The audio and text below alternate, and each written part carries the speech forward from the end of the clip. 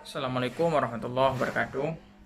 Jino tengah viral masalah Nasirul Ragam yang berita di sagamnya gampung di daerah Birun. Cuman ke kampung pasti pihak debu. Bacut pesannya khusus bagi orang Aceh.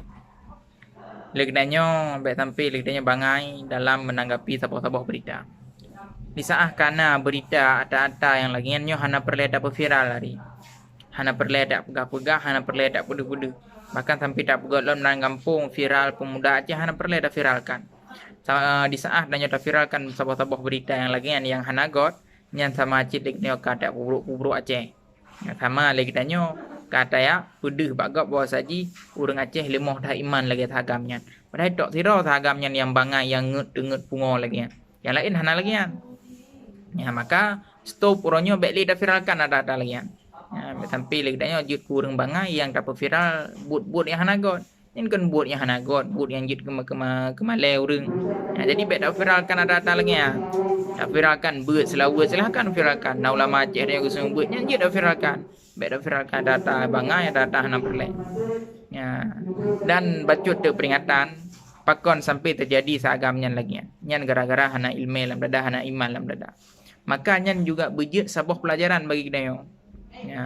Tanya generasi Aceh ke baik sampai berkafir lego. Tanya generasi Aceh baik sampai liganya penget lego. Yang kan gara-gara tok sabah janda sampai ruh utama agama kau. Baik sampai lagi maka mulai jino anak-anak muda anak-anak muda semayang, anak-anak muda bijaket puasa. Baik anak muda gaduh pian ganja pian narkoba. Baik sampai relah generasi.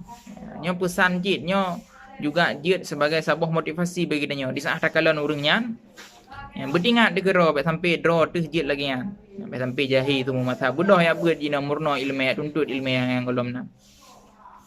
Maka dua pesan yang pertama baik dia dapat viral tanya. Adanya kai pegot lagi baik pegot dia sampai malai agam lain malai Aceh lain geraji tu. Gara-gara buat tanya alam tak viral pula viral dah nampaknya. Hana play depu lego data buat god viral.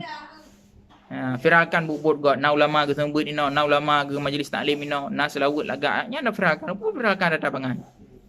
Dan yang kedua nyan bejik pelajaran bagi dia. Kasiro itamong kafe gara-gara janda baik sampai na urang lain itamong kafe gara-gara negadis baik sampai mana. Menandang mudah-mudahan lagi dia mandu urang Aceh berselamat daripada fitnah yang hanagot. Mudah-mudahan lagi dia urang Aceh bersabi-sabi selamat iman lam dada. Amin amin ya Allah. Assalamualaikum warahmatullahi wabarakatuh.